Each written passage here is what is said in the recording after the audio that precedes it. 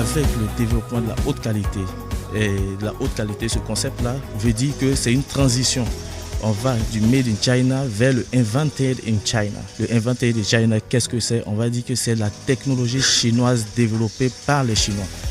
Et cela a un impact pour les pays en développement, les pays du Sud global, parce que la Chine arrive à mettre cette technologie-là à la disposition des pays du Sud global à des coûts assez intéressants. Et cela apporte un plus parce que, on va dire, ça nous permet, nous, les pays en développement, les pays du Sud global, d'aller plus vite et d'éviter certaines étapes que la Chine a eu à connaître dans le passé. Il faut comprendre que la Chine a très vite compris que l'argent n'est pas le seul levier qu'ils doivent utiliser pour le développement durable.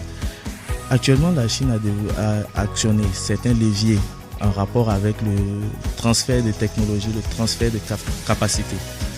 Je pense que pour ma part, c'est sur ces domaines-là que la Chine compte s'appuyer pour accompagner les pays en voie de développement, les pays du Sud global.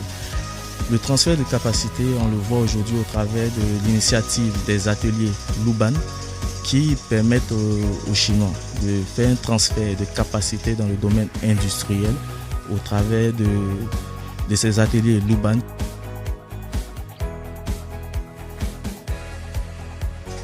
Au-delà des ateliers Luban, on a la coopération technologique et numérique que la Chine met à la disposition des pays du Sud global au travers de transfert de technologie, au travers de l'accompagnement pour l'installation d'infrastructures numériques en Afrique et aussi au travers de la création et l'accompagnement dans la conception des e-government des gouvernements ici en Afrique.